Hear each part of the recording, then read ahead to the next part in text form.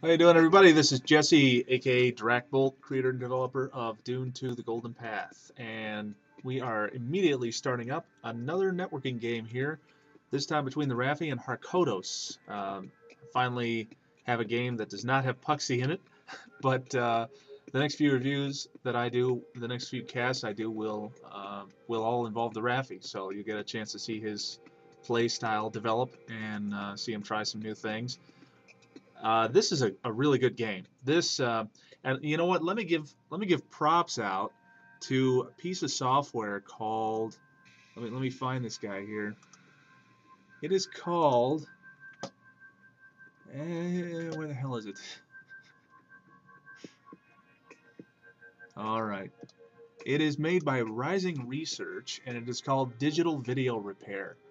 Digital Video Repair. I just want to say that this software is great because this entire file here, this entire AVI file that I am recording over, this recording that I did before, it was just junked, and that software just immediately fixed it quickly after many attempts with other pieces of software failed. So go check it out, Rising Research. Anyway, we have a game between TheRaffy and Harkodos. They've been playing a little bit, and this game showcases quite a few things. So let me start off by just saying where it looks like people are going. TheRaffy is Ordos, and Harkodos is Harkonnen. So TheRaffy is going to have to try and use the agility of the Ordos and the relative weakness to make sure that he owns the board as much as possible, to move around and make sure he stays scouting and always stays on the attack. You don't want to defend with Ordos; it's just a mistake. So TheRaffy is more than likely going to go with his standard loadout build for 3,000 credits, which is 1 wind trap and then dropping 6 refineries that build in order and always just have enough power to keep making harvesters by the time he gets his wind trap to repower them. So it's a risky tactic because he immediately uses all of his credits on buildings. He has nothing for defense. He doesn't go straight for production or anything else, or a factory or anything of the like. So he's vulnerable to rushes, and he often uses very late game builds. He likes to build a huge economy and to take his time getting large sizes of units out there. You can see the players are talking about some lag that they're getting. I believe this was a game where TheRaffy found out that he was able to turn off something on his computer, like antivirus or something. He was able to shut something down so that it wouldn't conflict so much with the resources that he needed to run this game. So I think there should be a little bit of this game. And I believe after he makes that change, the lag will pick up and it will really improve. Again, this is a video that I recorded before, but I didn't have a quiet room to make a casting of it, so that's what I'm doing right now. I'm just recording audio, and I'll be recording it over. I'll be dubbing it onto this video when I'm finished. So TheRaffy has 6 refineries, and Harkodos, let me see what he's up to. If I decide to move the camera over, anytime would be nice. So we're all just chatting. We're talking about some stupid stuff. So anyway, we've had, the community's been growing here. We've been having some really good games lately. It got a lot of new people involved. Membership at the forums is up. Membership at the Steam group is up. So it seems to me like this is going to start taking off, and I got some really good stuff in the wings for the next versions. So, there's going to be some speed and memory utilization improvements. In particular, memory, I've been finding I've got a lot of memory leaks, so memory that this program uses just starts ballooning out of proportion and eventually causes the game to crash, even on some systems. So I'm working on that. So here we go. There's Harkodos. It looks like he's only got 3 or 4 refineries. So he is, I believe I also saw, House of Ix. So he is teching and going straight to some factory production.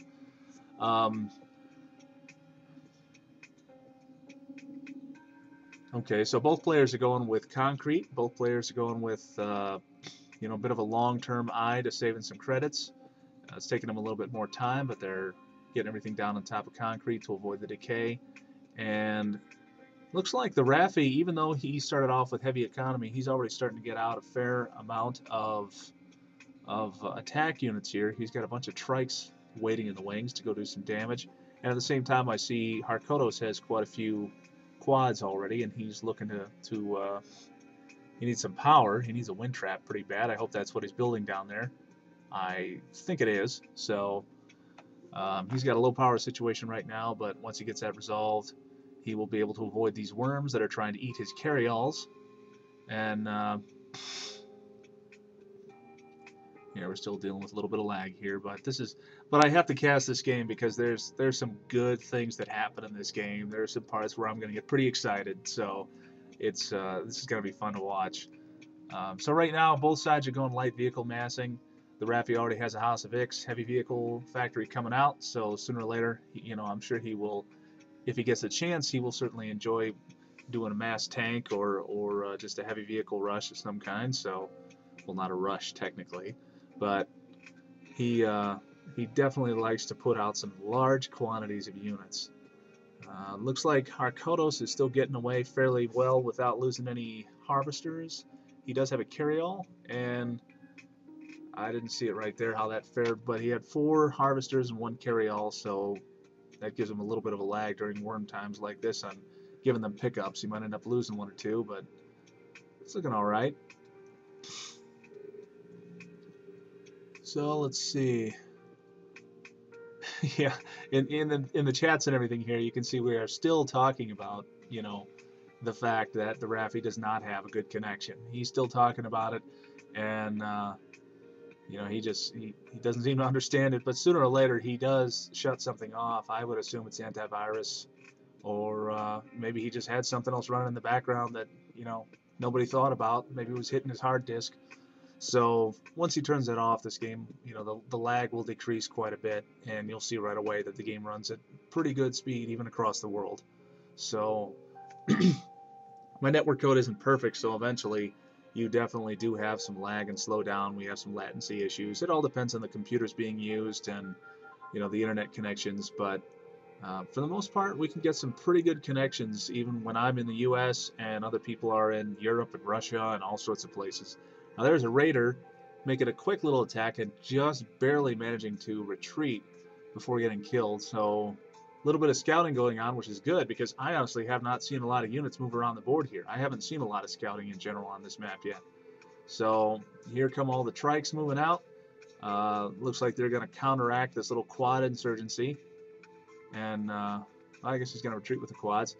And notice there are quite a couple of nice large patches of sand, of dunes here, right in between the 2 bases. I hope some people decide to use that because everyone keeps forgetting that the dunes give you a 33% damage reduction. So, if at all possible, get your units inside the dunes to engage in combat so they take a lot less damage. So here comes Harkodos. He's got some good support. Oh, and look at this. This is going to be great. Now, you might think he's going to lose this battle on dint of numbers, but look at the troopers climbing into the crags. This is beautiful. These troopers right here, large range bonuses, massive firepower in a small area, they're just going to mow everybody. Almost impossible to extract from those crags. Just fantastic. And I remember this at some point, I after this was over, I think I did say, hey, fantastic use of crags, and Harkodos just said, I didn't even know that they were going to do that. I just sent them in that direction for the fight, and they got in there.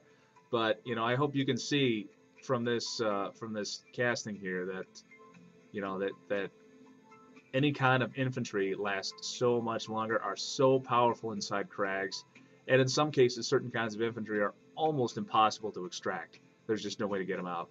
So that fight going in favor of Harkodos by quite a wide margin, and unfortunately he's not pressing the attack. Now this is one instance right here he could have won the game. Okay, all he saw was some tanks on the other side. Troopers have no problems with tanks, and Harkonnen troopers in particular have no problems with trikes, especially Ordos trikes, because they're just too strong. You really don't want to use light vehicles too much on troopers in the first place.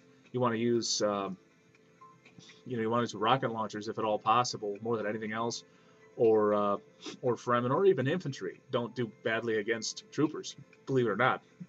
But he could have pushed it right here. I mean, he's got several squads of infantry. He could have just moved right to the left and just steamrolled TheRaffy. Could have killed him. So, and I believe there are a couple instances of this kind of situation in this game, but right now it's just it is absolutely clear that TheRaffy cannot counter this. Those tanks will disappear very quickly against all those troopers. I can guarantee it. Basically, he won't even have to go into the crags with the troopers. He could just run them right in. So there's Harkodos saying it just happened. I had no strategy. You know, I had no intention to actually get them into those crags, but you can see how well they did. And like I say, they wouldn't even need him right now. He should just get him moving. And here they come. So unfortunately, he's given TheRaffy definitely some time to get some infantry, to get some other tanks, some other units out there. But here we go again in the crags. So TheRaffy is trying to actually retreat some of his tanks to avoid them getting killed. And now unfortunately, there's just the one flak trike, and Harkodos needs to keep that back, needs to just basically stop it, and don't rush it forward like it's moving to get killed, because he needs to keep it back and defend against those ornithopters who are just picking off infantry left and right. They're just dropping troopers one at a time. So he's taking some casualties from that. It would be